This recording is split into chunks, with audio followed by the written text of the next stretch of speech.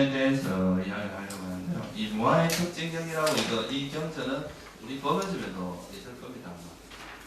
그래서 이 무아의 특징경이라는 이 경전이 뭐냐 하면 무아경이라고 하는데, 제가 이제 이 도태 처음에 했던 게 초전법륜경인데, 이 초전법륜경에서는 뭐라고, 초전법륜경은 이제 부처님께서 이제 제일 이 세상에 나셔가지고 최초로 하신 법문이 뭐냐 하면 초전법륜경이에요. 그리고 그 다음에 두 번째로 하신 법문이 무아경이라고 보시면 됩니다. 그러니까 이제 처음에 부처님께서 성도하시고 그 오비구를 만나가지고 이제 최초로 법문을 하신 게 오비구를 만나서 했는데, 그때 오비구한테 무슨 법문을 하냐면 중도 법문을 하죠. 그죠? 초전법륜경에서 이제 너무 고행을 하는 거예요. 그때 당시 분위기가 고행 분위기였으니까 고행이라는 것이 수행에 도움되지 않는다. 적절한 8점도의 길을 가야 된다.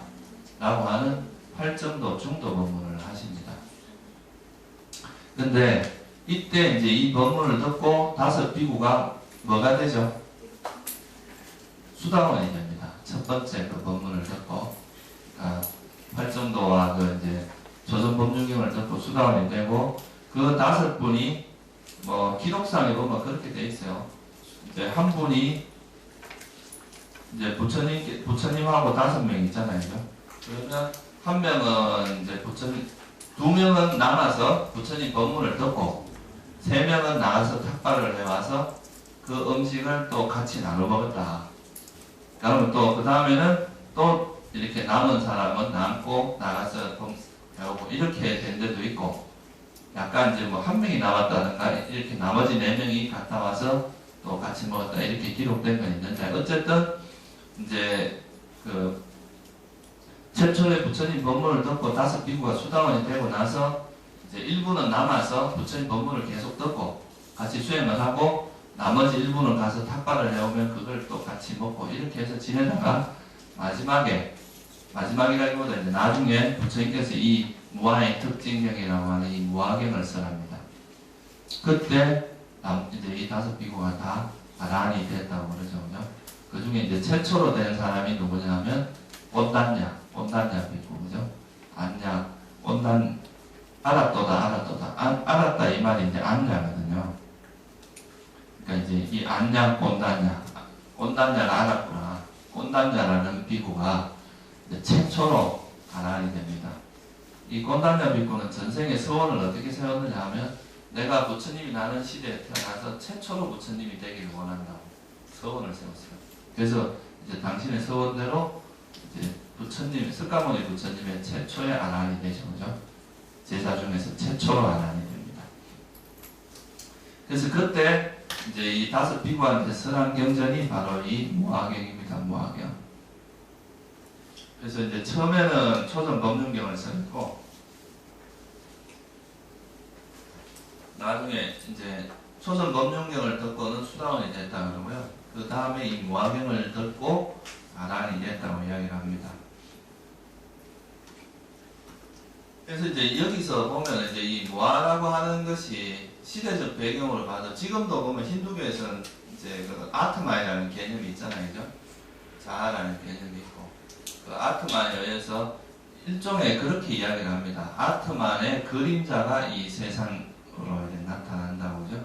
아트만이라는 것이 드러난 것이 이제 이 세상이다 이렇게 이야기하는데, 그래서 그때 당시에 수행자들이 가지고 있는 가장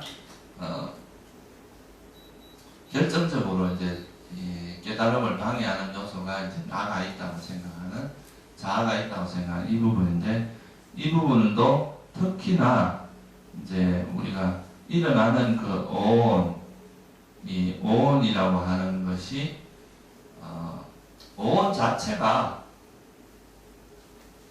마치 실체가 있는 것처럼 생각하는 경우도 있고, 자아가 또 오온을 소유하고 있는 것처럼 그러니까 이야기 들어보셨죠? 유신견의 5가지, 4가지 형태의 유신견이 뭡니까?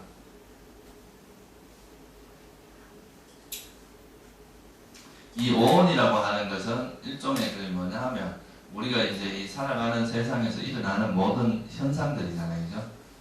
이 세상에서 일어나는 모든 것은 다 이렇게 조사를 해보면 이게 본질적으로는 오온으로 보는 건데 그 물질적인 요소와 정신적인 요소, 정신적인 거는 또 수상행식으로 나눠지는데 부처님께서 이제 보통 일반 종교의 그때 당시에 사람들이 가지는 사견이 이제 유신견이라는 사견이 있어요.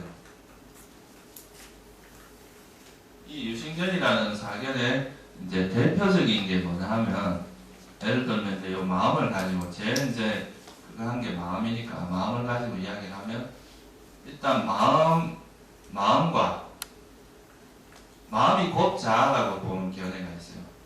첫 번째 사견이 마음이 곧 자아다. 이 우리 마음 자체가 자아라고 보는 경우가 있고요. 두 번째는 뭐냐 하면 이 마음이 자아에 속한다. 다시 말하면 이 자아 안에 마음이 있다고 생각하는 경우가 있었어요. 마음이 곧 자아라고 생각하는 비유란 뭐와 같으냐면 이 등불 있죠, 그죠? 이 등불의 빛하고 등불은 같은 거예요, 다른 거예요? 빛이 없으니까 촛불이 있으면 촛불의 불꽃하고 그것에서 나는 빛하고는 같은 거죠, 그죠? 어떤 그 빛이 없으면 등불도 안 나고 등불이 이건 하나를 다른 모습으로 표현한 거잖아요, 그죠? 그렇게 비유가 됩니다. 그러니까 마음하고 자아가 같다는 것은 이 불꽃하고 거기서 나는 빛하고가 같은 걸로 이해하는 거랑 똑같아요.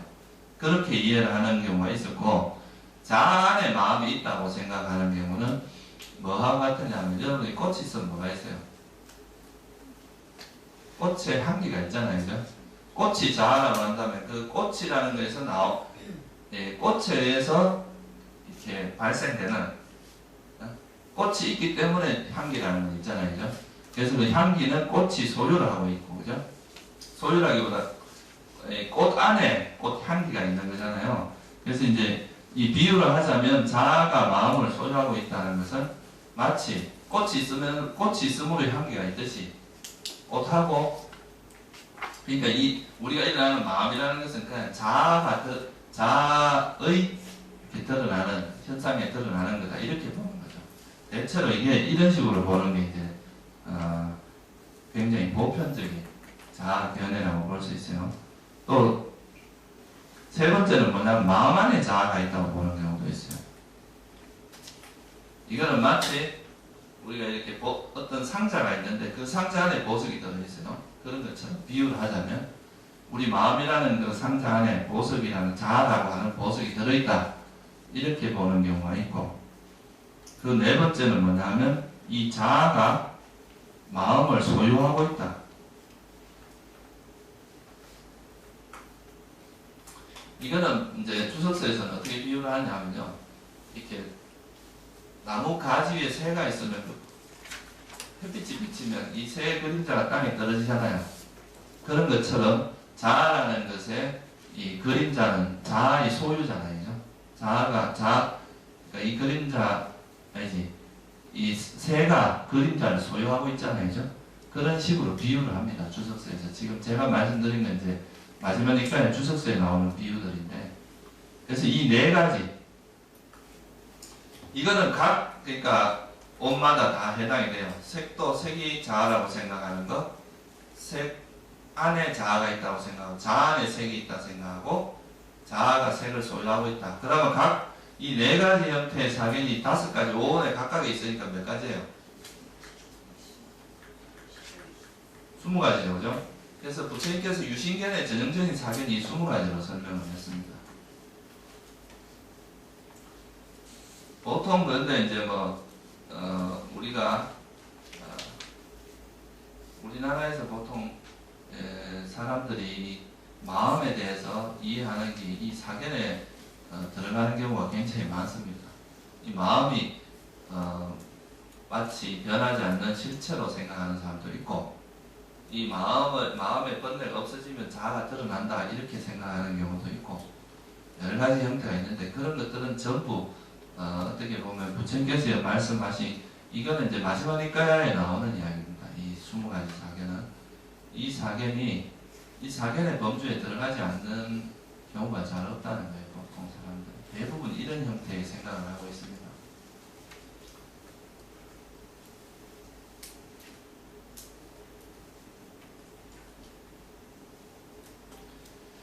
근데 오늘 이제 공부하려고 하는 것은 이 오온에는 이런 자아가 없다는 것. 그러니까 우리가 사는 이 세상에 이런 20가지 형태로 인식되는 자아라는 것은 없다. 그것은 일종의 망상일 뿐이다라는 것을 이제 설명하고자 하는 겁니다.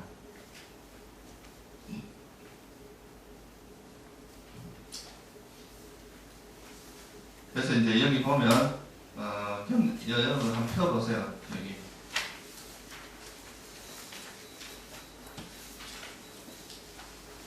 뭐 똑같은 이야기니까 마음을 가지고 한번 이야기를 해봅시다.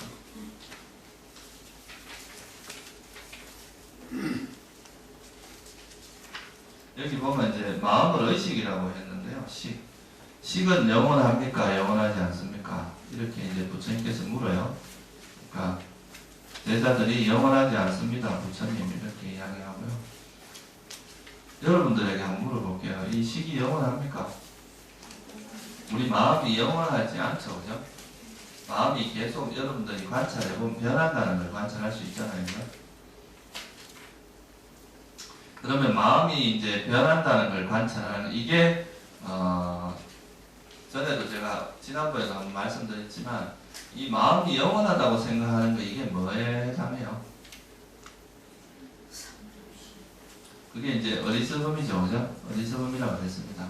우리가 어리석음 때문에 이 마음이 영원하다고 생각하는데 실제로 이제 위파사나 수행이라고 하는 것이 나중에 결국에는 우리가 이제 우리 몸과 마음에서 일어나는 현상을 관찰하다 보면 첫 번째는 이제 그 현상을 그냥 있는 그대로 이렇게 관찰을 하게 되고요. 그때 그것이 어떤 원인에서 일어나는 것도 알게 되고 그 일어나는 현상들의 성품도 알고 이렇게 이게 우리가 지혜가 자라다 보면 우리에게 일어나는 현상들이 계속 변하고 있다는 것을 우리 스스로 파악을 하게 되겠죠. 그죠?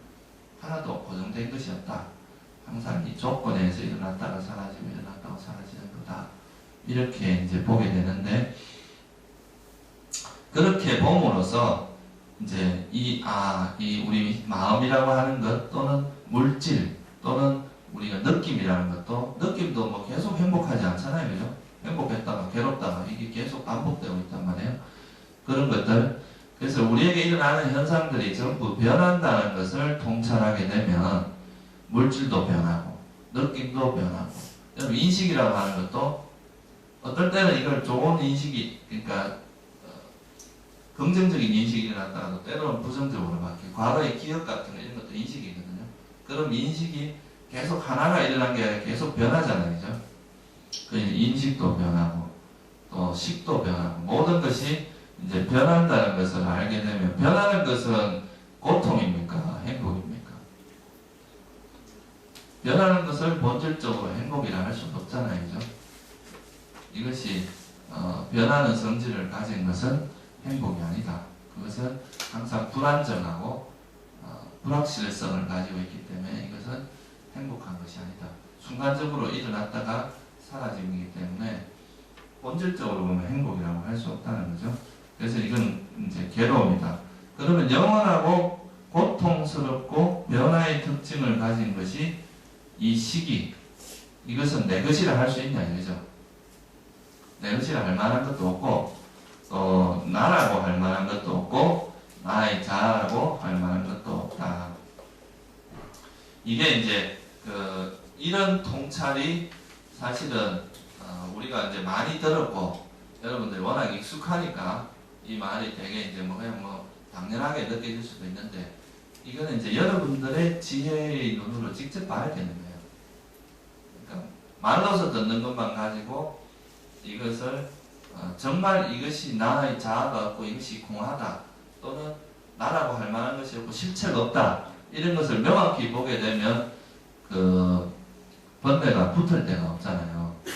우리가 집착이라고 하는 것도 뭔가 그것이 실체가 있다고 생각을 하니까 집착이 붙는 거잖아요. 그죠?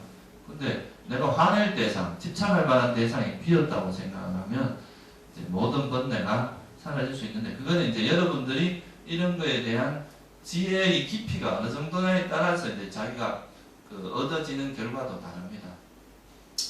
그래서 이런 법들은 계속 반복해서 이렇게 우리가 보다 보면 내가 수행을 하는 내 수행 정도에 따라서 이 말의 의미가 다가오는 게 굉장히 달라져요.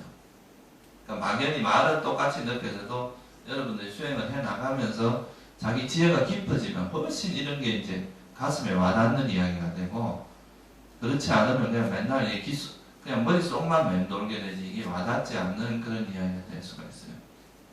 그래서 이거는 이제 우리가 지혜가 이런 무아에 대한 통찰 또는 무상에 대한 통찰, 고 두카에 대한 아니짜 두카 아나타라고 하는 이 세 가지에 대한 통찰이 깊어지면 깊어질수록 우리가 이제 그만큼 번뇌로부터 멀어질 수 있다는 거죠. 그죠?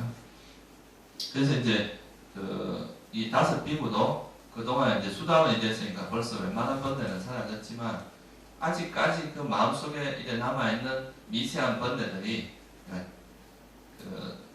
간에 미세한 탐욕이 사라지지 않았는데, 이 무화경을 들으면서 그것이 이제 집착할 만한 것이 없다라는 것을 명확히 알게 되면서 집착할 만한 실체가 없는 거예요.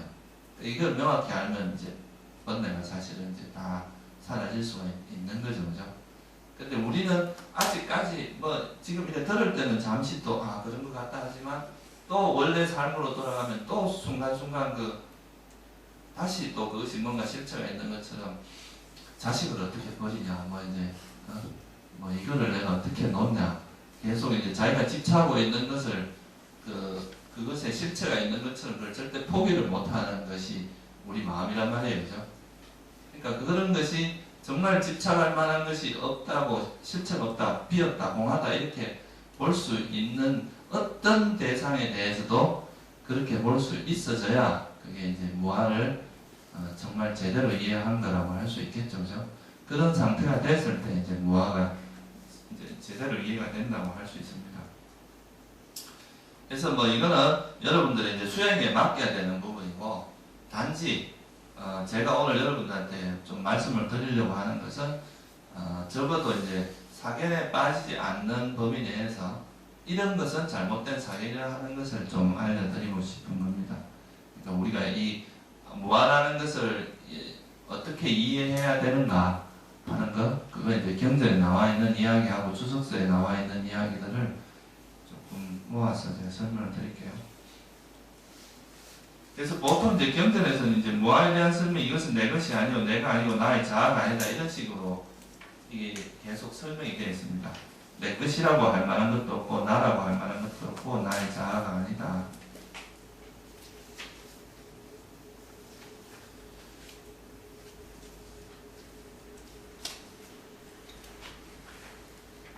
근데 이 무아라는 것은 이제 조금 더 여러분들이 좀 알아듣기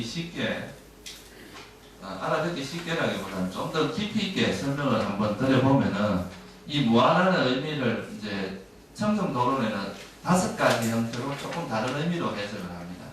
이거를 이해를 하면 여러분들 조금 이해하기가 좋을 거예요. 이 빨리어로 이제 아나타, 이게 무아인데요.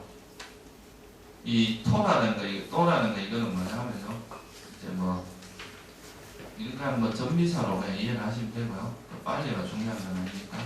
보통 이제 무아를 이야기할 때 5가지 다른 형태로 이야기하는데, 아나타 이렇게 해서 무아라고 이야기할 때도 있고, 수냐라고 들어봤죠.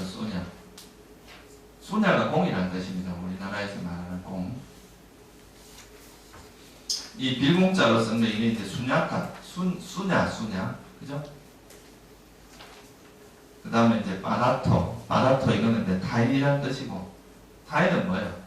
자기 자신이 아니라 남이다 이 말이에요. 남이라는 건 내 마음대로 안 된다는 뜻이잖아요. 그죠? 그리고 비었다, 또 공허하다, 이런 이제 릿다, 두짜또 이렇게 이제 5가지 형태로 설명을 하는데, 원래 무아라는 의미를 보통 보면 비었다 이라니까 아무것도 없다라는 걸로 해석할 수가 있잖아요. 그죠? 보통 사람들이 그렇게 생각할 수 있습니다. 이 공이라는 말, 비었다는, 우리나라에서는 주로 공이라는 말을 많이 쓰잖아요.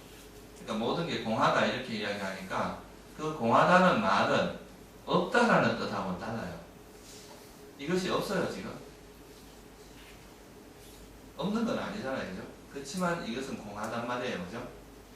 그렇죠. 여러분들이 없어요. 없는 건 아닌데 공하단 말이에요. 그 서양인들이 이제 보통 그 무한을 이야기하면 그런 질문을 많이 한답니다. 내가 지금 이런 말하고 이런 게 내가 있는데 왜 없다 그러냐. 그렇게 이야기를 한다 그러죠.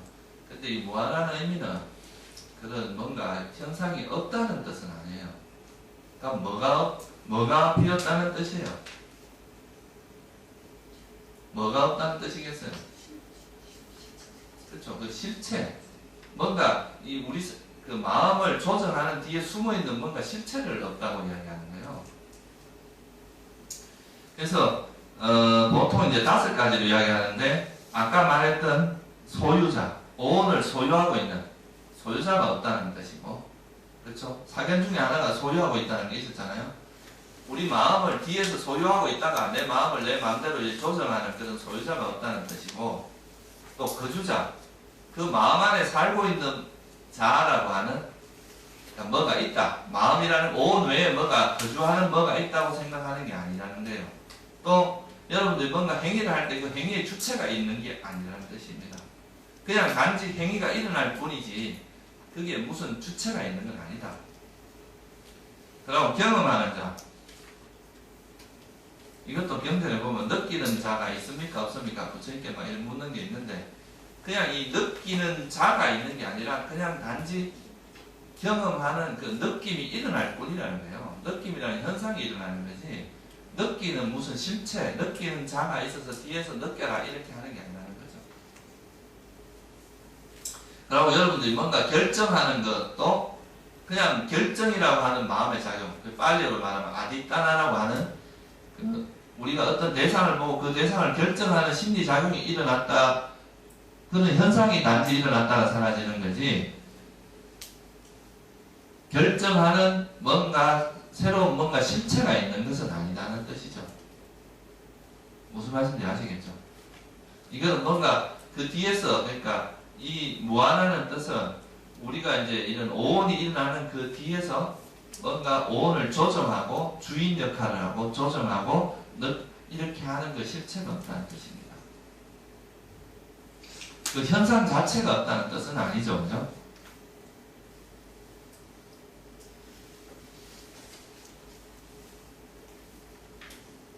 말은 비슷한데요. 이 5가지, 요거는 이제 5가지 형태로 이야기를 하는데, 요 5가지가 없기 때문에 무한하다고 하고, 이 5가지가 비었기 때문에 공이라고 이야기합니다. 그리고 이거는 이제 없다, 공하다 이런 의미에서 공이라고 이야기를 하고, 무한은, 그러니까 개념은 거의 똑같은 개념인데 약간 다른 각도에서 그냥 설명을 한 것 뿐이에요.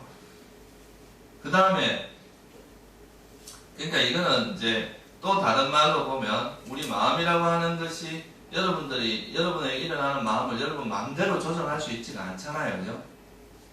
그리고 또 이미 일어난 그 어떤 마음을 사라지지 않게 할 수도 없고, 또 어떤 마음을 내가 예를 들면 전오식으로부터 일어나는 이런 우리가 보면 자동으로 일어나는 마음들은 내가 일어나지 않게 조정할 수도 없어요. 과거로 일어나는 마음 같은 경우는 전생에 과거로 일어나는 걸 여러분 마음대로 뭐 일어나지 마라 이렇게 한다고 안 일어나지지 않잖아요, 그죠? 그러니까 우리가 그 통제력을 행사할 수 있는 것이 별로 없다는 거예요, 마음에서. 그냥 단지 우리가 이제 현명하게 주의력을 기울이고 이렇게 해서 선한 마음이고 불선한 마음이라고 이런 걸 우리가 이제 어느 정도 조정이 가능한 건데, 그렇다고 해서 일어난 마음을 사라지지 않게 한다거나 내가 원하는 마음만 일어나게 한다거나 이런 것이 불가능하다는 거예요. 그래서 이거는 이제 지배할 힘이 없다, 타인이다, 다루기 힘들기 때문에 타인이라고 이야기한다. 그러니까 마음은 타인이다 이거죠. 내가 마음대로 내 거라면 내 마음대로 할 수 있어야 되는데 내 마음대로 되지 않는다는 뜻이죠, 그죠?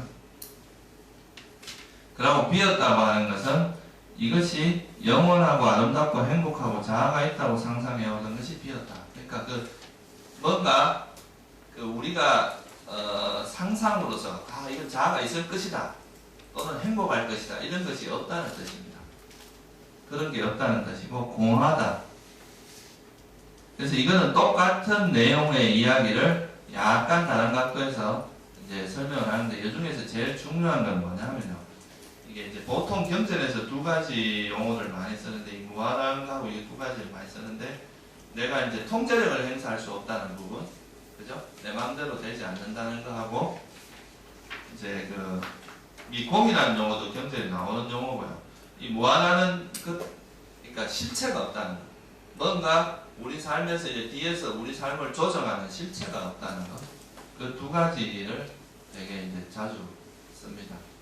이제 이게 뭐 지배할 힘이 없다, 통제력을 행사할 수 없다. 이거는 경전에 보면 예를 들어서 이런 비유를 쓰거든요. 왕이 있는데 그 왕이 자기 나라에 살고 있는 백성들 중에 만약에 잘했으면 상을 주고 잘못했으면 벌을 주고 이런 걸 할 수 있겠느냐 없겠느냐 이렇게 이야기해요.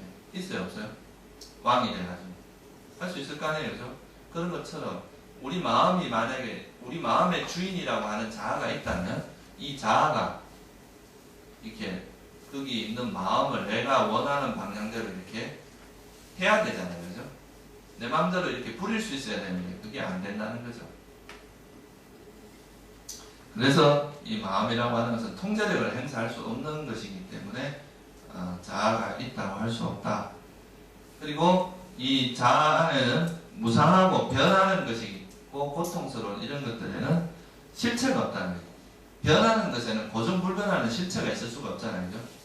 우리 마음을 예를 들면 뭐 이런 마음이 일어났다가 또 사라지고 새로운 마음이 또 일어나고 마음이 끊임없이 변하고 있는데 그 마음의 어떤 실체 뒤에서 우리 마음을 조정하는 그런 실체가 있을 수 없다라고 보는 게 이제 무아라는 개념인 거죠. 그런 것이 비었다, 텅 비었다, 그런 게 없다고 보는 게 바로 공하다 이렇게 이야기를 하는 거죠.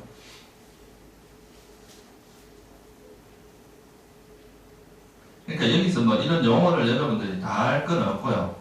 이제 중요한 거는 이 무아라는 거, 아나따라는 용어를 이제 제일 많이 써요. 자아가 없다. 뒤에서 뭔가 우리 삶을 조정하는 윤회의 주체라든가 뭐 이런 건 없다는 거예요. 그리고 공, 그리고 이제 타인, 지배력으로 행사할 수 없다는, 주로 이 용어상으로는 이 두 가지를 가장 많이 씁니다. 무아하고 공, 아나따하고 수냐, 이 공이라는 이 두 가지를 제일 많이 쓰고요.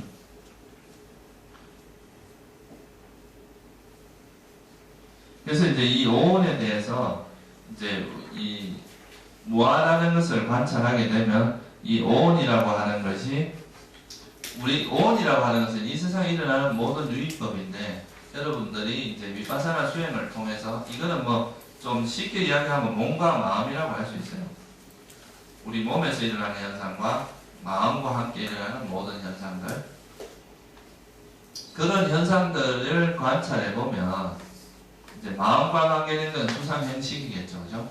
몸은 세 번이고, 그래서 이 몸과 마음에서 일어나는 것을 쭉 관찰을 해보니까 이 몸과 마음이라고 하는 것이 끊임없이 변하는 것임을 통찰하게 되고, 그걸 통해서 이제 무아의 인식을, 무아의 지혜를 깊게 해서 이제 깨달음을 얻는 것, 이게 보통 일반적인 위파사나 수행입니다. 그러니까 우리가 위파사나 수행에 두 가지가 있어요. 순수 위파사나라고 하는 게 있고요. 또 하나는 사마타 위파사나, 그러니까 사마타 야니카라 해서 사마타 행자라는 게 있고 순수 위파사나를 하는 게 있어요. 순수 위파사나라고 하는 것은 뭐냐 하면요, 우리가 이제 어떤 일어나는 현상을 관찰하는 그걸로서 이제 그 지혜를 깊게 만들어서 깨달음에 이르게 하는 방법입니다. 다시 말하면 본삼매라고 우리가 이제 많이 들어보셨죠, 그죠? 우리가 삼매에 들어가는 그런 정도의 선정을 닦지 않고 그냥 우리가 일어나는 현상들을 순간순간 알아차림을 하는 걸 통해서도 우리 마음이 어느 정도는 고요해지거든요. 그 고요해지는 이제 그 삼매, 그러니까 그런 걸 우리가 뭐라 하냐면 가니카 사마디 찰나 삼매라고 합니다. 들어보셨어요? 삼매는 보통 이제 세 가지 형태로 이야기를 해요. 찰나 삼매. 두 번째는 이제 근접 삼매라고 하죠. 셋째는 이제 권삼매.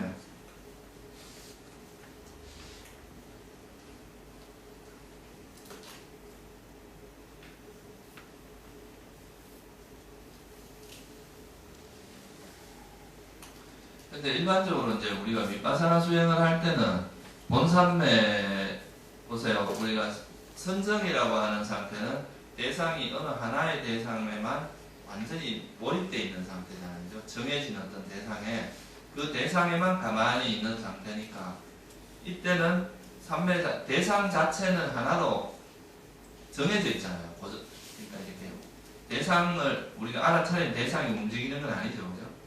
그런 상태인데 이 찰나산매라고 하는 것은 우리가 이제 그냥 일반적인 윗바사나 수행을 한다 그러면 몸에서 내가 예를 들어서 지금 손이 이렇게 움직이는 거라든가 내가 뭐 글을 쓰고 이걸 잡고 말하는 거 이런 것들을 계속 일어나는 그 현상 하나하나를 알아차리잖아요. 그죠? 이런 것들은 대상이 어때요? 계속 변하고 있잖아요.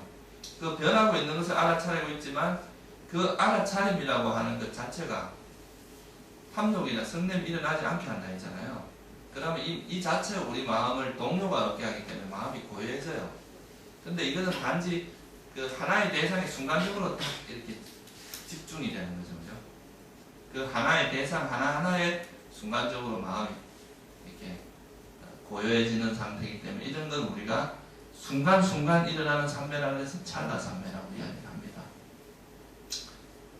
그래서 우리가 이제 일반적으로 순수 윗바사나 수행을 할 때는 우리가 이제 그 산매를 닦아서 들어가는 거 이제 사마타 수행을 통해서는 이 두 가지 선정에 들어갈 수가 있어요. 근접산매나 본산매. 그렇지만 일반적인 윗바사나 수행을 통해서 하는 것은 찰나사마입니다. 순간순간. 근데 이 찰나사마디도 연속으로 쭉 이어지게 되면 그것도 우리 마음이 상당히 고요해집니다. 그러니까 뭐 1초 하고 또 뭐 번뇌 일어나고 이렇게 하면 이게 마음이 고요해지지 않지만 이 알아차림이 연속으로 쭉 1시간이나 이렇게 이어지면 그 자체로도 우리 마음이 상당한 고요해지는 게 있거든요. 그러면 그 상태만 돼도 그래도 어느 정도 이렇게 법을 깊이 관찰할 수 있는 조건이 좀 돼요. 물론 이제 선정에 들어갔을 때만큼 강력하진 않지만 그래도 이것도 상당히 강력한 알아차림이 될 수가 있습니다. 그래서 이 단지 그냥 알아차림 우리가 일어나는 그대로 알아차림만으로도 이렇게 무상고 무아에 대한 통찰이 가능해지거든요. 이걸 통해서 우리가 깨달음에 이런 사람을 그러니까 본산매에 들어가지 않고 이 산매만 가지고 윗바사나 수행을 꾸준히 해서 이제 아람이 됐다. 그러면 그런 사람 이렇게 수행하는 걸 순수 윗바사나라고 합니다. 그러니까 사마타라고 하는 산매를 닦는 수행을 따로 하진 않고 그냥 윗바사나를 통해서 알아차림을 지속시킴으로써 이제 지혜가 생기도록 하는 그러니까 마음의 고요한 것 알아차림이 있는 것만 해도 고요함은 있거든요. 단지 그 고요함의 정도가 이제 산매하고는 좀 다르긴 하지만 고요하긴 해요. 번뇌가 움직이질 않기 때문에 이렇게 할 수도 있고 그래서 이거는 이제 이런 순수 윗바사나를 할 때는 그냥 내 몸과 마음에서 일어나는 것을 많이 일어나는 대로 최대한 많이 알아차리는 거예요. 그래서 뭐 처음에는 뭐 내가 정신이 없어갖고 처음에는 이렇게 이 컵이 있는 것만 잔이 있는 것만 봤다면 잔을 이제 우리가 정신이 자꾸 차릴수록 잔하고 옆 받침대도 보고 그 옆에 있는 이것도 보이고 점점점 이 대상보다 많은 것들 세밀한 것들이 보일 거 아니에요. 그죠? 뿐만 아니라 처음에는 그냥 이걸 잔으로만 봤는데 나중에 보니까 이 잔이라는 것이 물질의 특성을 가지고 있구나. 그죠? 또 이것들은 어떤 4대의 모임이라는 것도 이해를 하게 되고 나중에 되면 이런 것들은 결국 계속 변하는 것이다. 우리가 처음 차를 사면 막 되게 좋아가 반짝반짝하고 그런데 그 기분이 그래 오래 가진 않죠. 며칠 지나면 또 약간만 기스나고 그때부터 중고가 되어버린단 말이에요. 변한단 말이에요. 그러니까 우리가 이제 그걸 계속 관찰하다 보면 그 사물의 변화를 조금씩 보게 된단 말이죠. 그죠? 그런 걸 통해서 이제 깊이 있는 무상고 무아에 대한 통찰이 일어나는 것이 이제 이런 지속적인 알아차림을 통해서 일어나는 대로 그것을 이제 그걸 통해서 지혜가 일어나는 게 순수 윗바사나라고 하는 거고요. 이제 사마타를 통해서 사마타 윗바사나라고 하는 것은 우리가 이제 순수 윗바사 그러니까 이렇게 알아차림 수행도 하지만 삼배를 닦는 수행을 또 하는 거예요. 그게 뭐냐, 뭐 예를 들면 호흡법을 통해서 깊은 선정에 들어가는 수행을 해요. 그러면 이게 사마타행자는 근접산매나 본산매에 들어가게 되는데, 이 근접산매하고 본산매의 가장 좋은 점이 뭐냐면, 여기에 들어가면 모든 장애, 그러니까 5가지 장애 요소 있잖아요, 그죠? 감각적 욕망, 성냄, 의심, 해태, 원침, 떨등과 후회라고 하는 이 5가지 장애 요소가 완전히 떨쳐버려집니다. 완전히 내려놔지는 상태가 되기 때문에 지혜가 일어나기에 가장 적합한 상태가 되는 거죠. 우리가 알아차림을 생활 속에서 그냥 이렇게 일어나는 대로 알아차림하는 것만으로도 어느 정도 이 5개가 이 5가지 장애 요소가 극복이 되는데, 우리가 선정에 들어갔을 때만큼 그렇게 연속적으로 이루어지는 건 아니란 말이에요. 어떤 면에서는 생활 속에서 하는 거는 알아차림하다 방황과 갔다 알아차림, 방황과 알아차림 이런 식으로 진행이 되잖아요.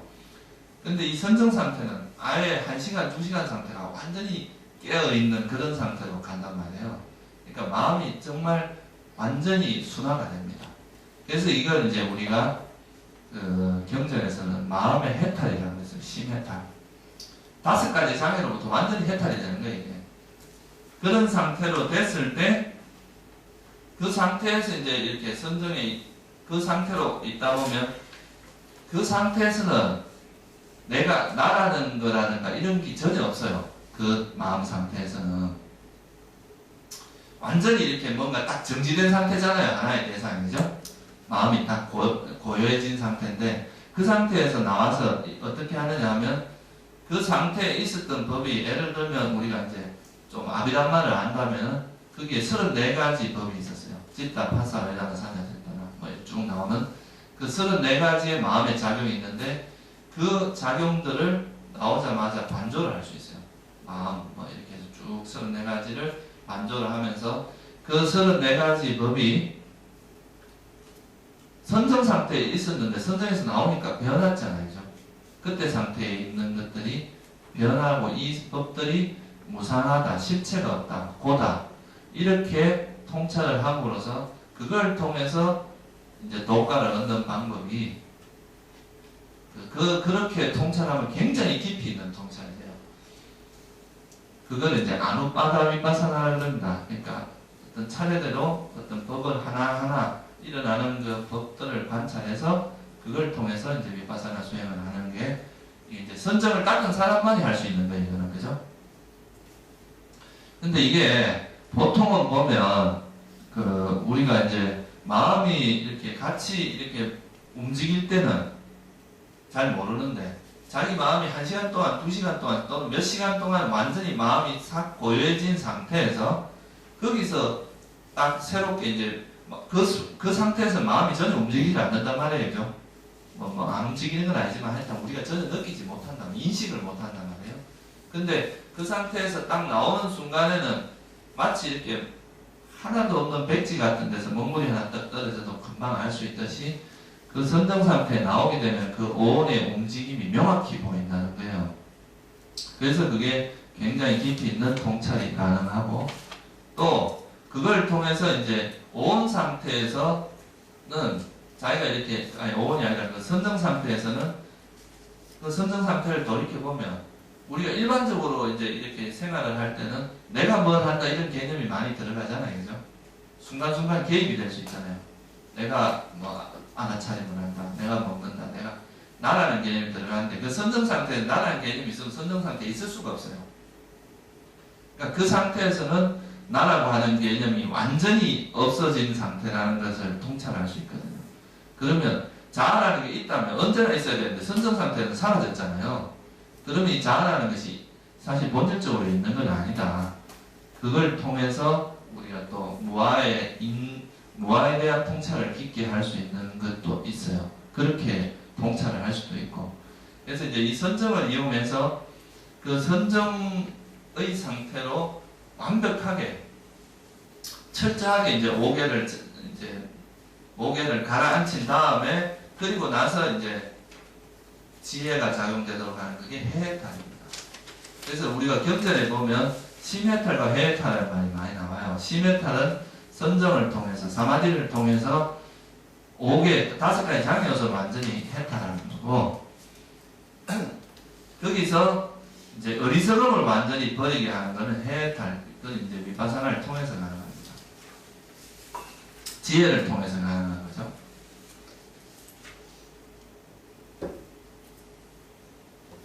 그래서 이제 이렇게 하게 되면 우리가 그냥 이제 생활 속에서 알아차림은 그걸로만 해도 지혜가 출중한 사람들 같은 경우 어느 정도 그러니까 깊이 있게 할 수 있는데 대체로 보면은 이제 그 생활 속의 알아차림만 지속적으로 하다 보면 자기에게 일어나는 그 마음의 현상을 점점 좀 미세하게 들어가는 데서 좀 한계에 부딪히는 경우가 많아요.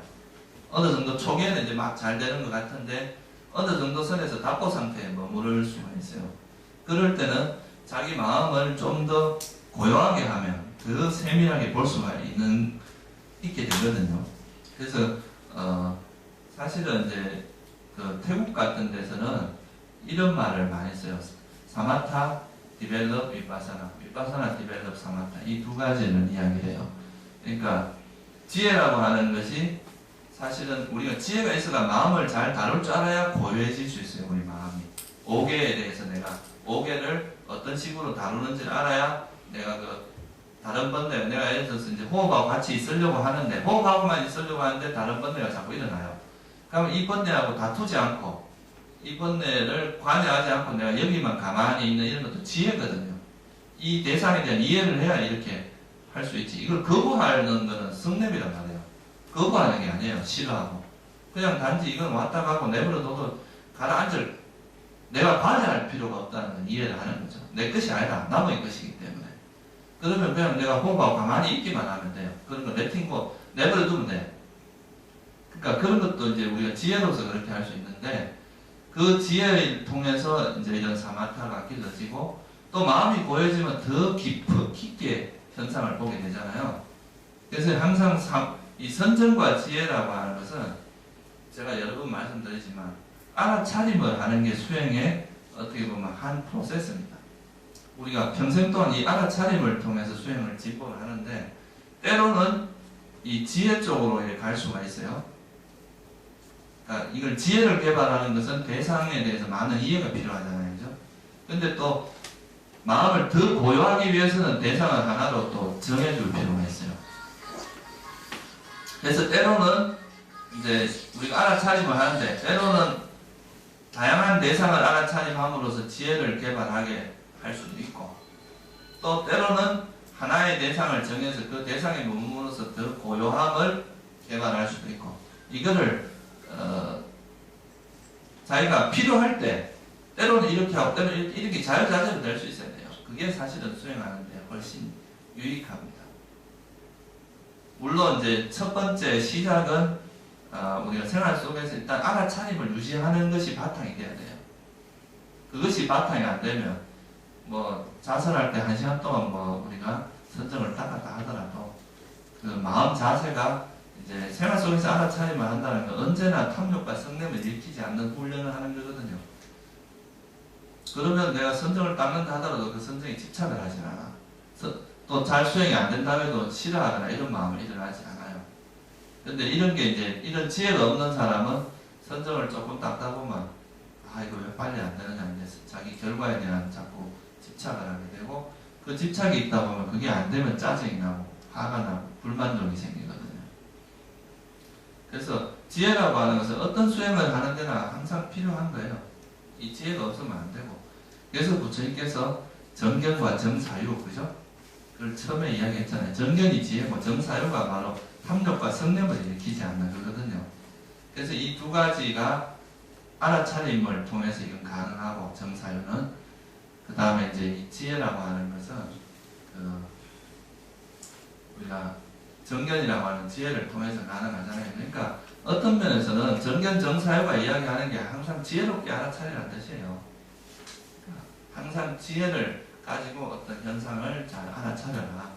그러면 그게 바탕이 돼야 이제 선정도 잘 닦아지고 선정도 제대로 닦아지고 우리가 억지로 이걸 지고 있는 거하고 그냥 이걸 옆에 가만히 놓고 같이 있는 건 틀리거든요. 마음이 그러니까 오개가 자연스럽게 이것이 의미가 이것에 대해서 마음이 쉬어져 버리면 그 선정에 들어가도 오래 있을 수 있는데 억지로 누르고 있는 상태는 오래 못 있어요. 좀 있다 보면 또 우리 마음이 안에서 동요를 하기 때문에 또 금방 티 나오게 되거든요. 그래서 이거 선정과 지혜는 항상 같이 가야 돼요. 따로 가는 게 아니라. 그리고 이것은 알아차림이라고 하는 한 수행의 프로세스 속에서의 양면성이라고 보시면 돼요.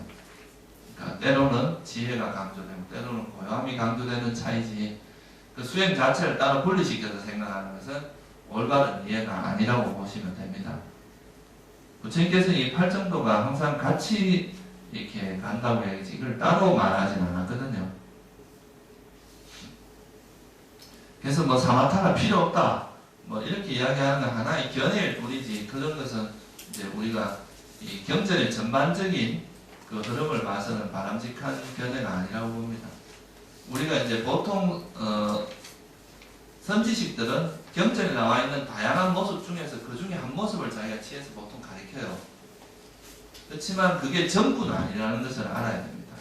그래서 이제 보면 어떤 선지식은 이렇게 가르치고 어떤 선지식은 이렇게 가르치고 하는데 그런 것들을 이렇게 우리가 좀 길을 열고 들여다보면 이 똑같은 모습을 가지고 이렇게도 이제 당신이 공부한 스타일에 따라서 강조를 하는 거죠.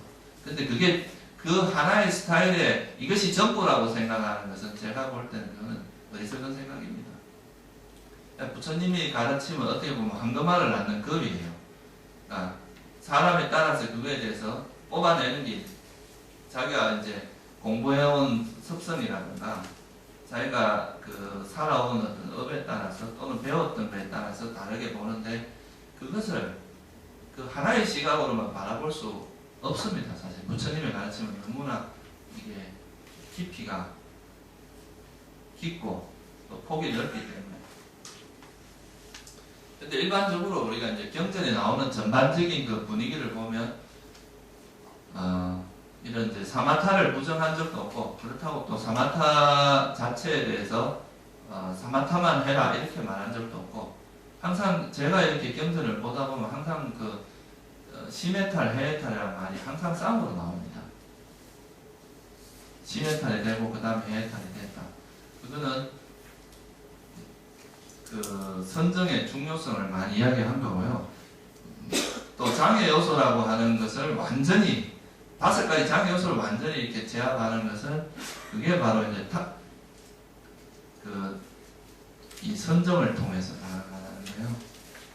우리가 대념청에도 보면 항상 세상에 대한 좋아하거나 싫어하는 것을 버리고요. 세상에 대한 탐욕과 성냄을 버리고 건면하게 분명하게 알아차리면서 머문다 이렇게 항상 구절이 그렇게 되어 있어요. 세상에 대한 욕심과 싫어하는 것 이걸 버리게 하는 것이 이제 알아차림이고요. 그걸 통해서 이제 이 삿띠의 힘을 가장 강력하게 해줄 수 있는 게 바로 이제 선정 상태다 그렇게 말할 수 있습니다. 그래서 지혜가 일단 기본이 돼야 돼요. 생활 속에서 여러분들이 알아차림하는 것은 이 수행의 베이스라고 볼 수 있어요. 기본이고 거기에서 이제 이 수행을 더 깊게 하기 위해서는 선정을 닦고 또 더 깊이 있는 지혜를 이걸 통해서 더 깊이 있는 지혜를 닦고 이런 것들이 병행돼야 된다 그렇게 말할 수 있습니다.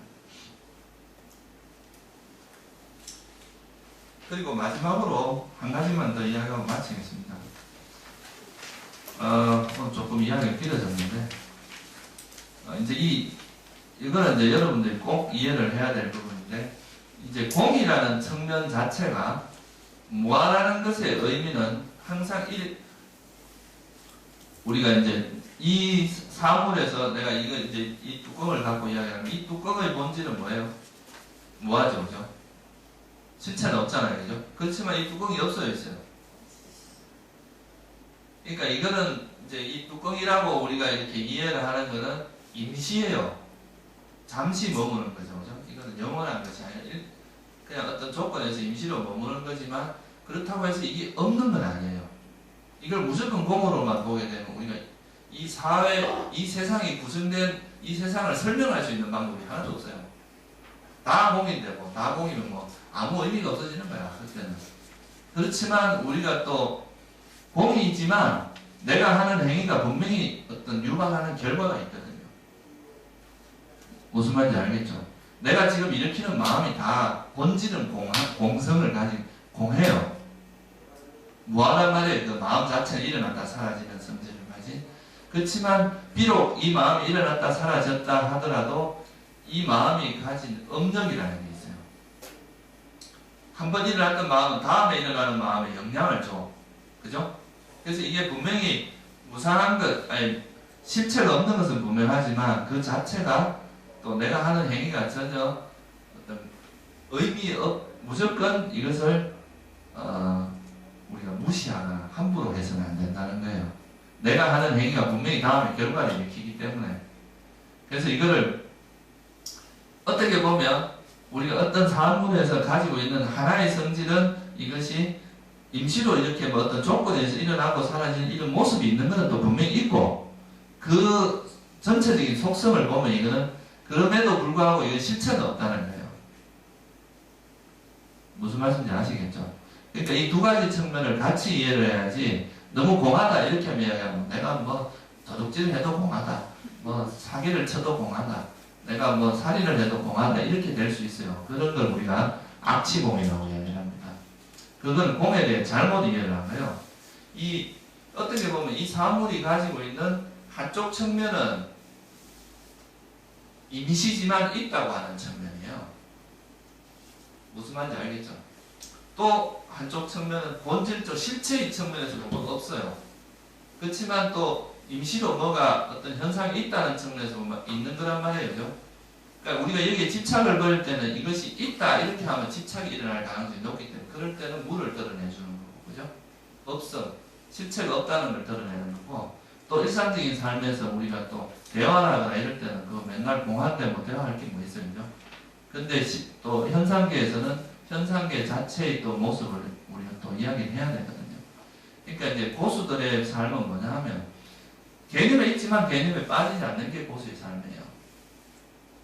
그러니까 보통 부처님 같은 경우도 다 말을 하고 사람을 여인으로 보고 아름다운 여인 이런 거 다 분석할 수 있잖아요. 그렇지만 보통 사람들은 그걸 실체화하기 때문에 뭐가 돼요? 집착이 일어나고 그걸 하는데, 부처님은 이걸 드러내지만 여기에 공이라는 것이 바탕이 있어요. 이것이 공한지 알아. 그렇기 때문에 그게 집착을 하지 않는다 이거죠. 그게 자유자재. 그렇게 돼야 사실은 이제 이걸 우리가 중도라고 이야기하는 거예요. 중이라고. 그러니까 어느 한쪽에 치우치지 않잖아요. 그죠? 공을 드러낸다고 해서 이 뭐가 있다는 측면을 무시하지도 않아. 그죠? 내가 그냥 이 세상 사람으로 보지만 그 사람의 공성도 아는 거고, 공이라고 보지만 사람이라는 걸 무시하진 않아요. 그게 이제 올바르게 바라보는 거지. 너무 한쪽으로만 치우쳐갖고 자꾸 생각을 하다 보면 이제 불교가 약간 엉뚱한 방향으로 갈 수도 있습니다. 이건 쉬운 이야기는 아니지만 여러분들 이런 거는 한 번쯤은 들어두는 것도 좋을 것 같아서 이야기를 하는 겁니다.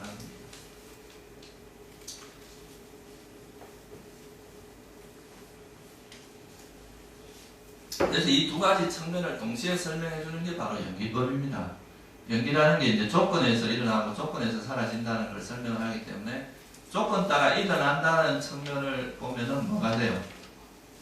이 세상에 일어나는 현상들에 대한 설명이 되잖아요. 그죠? 어떤 조건에서 일어나고 어떤 조건에서 일어나고 이런 게 설명이 되고, 조건이 사라지면 사라진다. 일어나고 사라진다는 측면은 공성을 이야기해 주는 겁니다. 공을 이야기해 주면서 어디에 그것은 본질적으로 있는, 이것이 실체가 있는 것은 아니다. 그래서 연기를 잘 이해를 하면 인과의 측면과 공의 측면 두 가지를 다 이해를 할 수 있습니다. 똑같은 하나의 프로세스에 어떻게 보면 동전의 양면이다 이거예요. 이 개념과 공이라고 하는 것은 동전의 양면이지 어떤 따로 분리해서 설명할 수 있는 것은 아니다. 그걸 잘 이해하셔야 됩니다. 그래서 제가 이 사람이 있지만 이 자체로 공이고, 이건 그만합시다.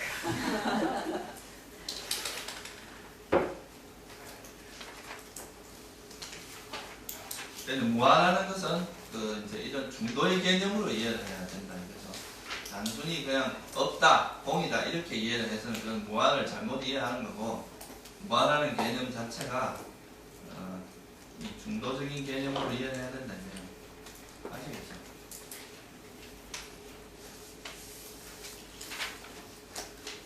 잠깐 쉬었다가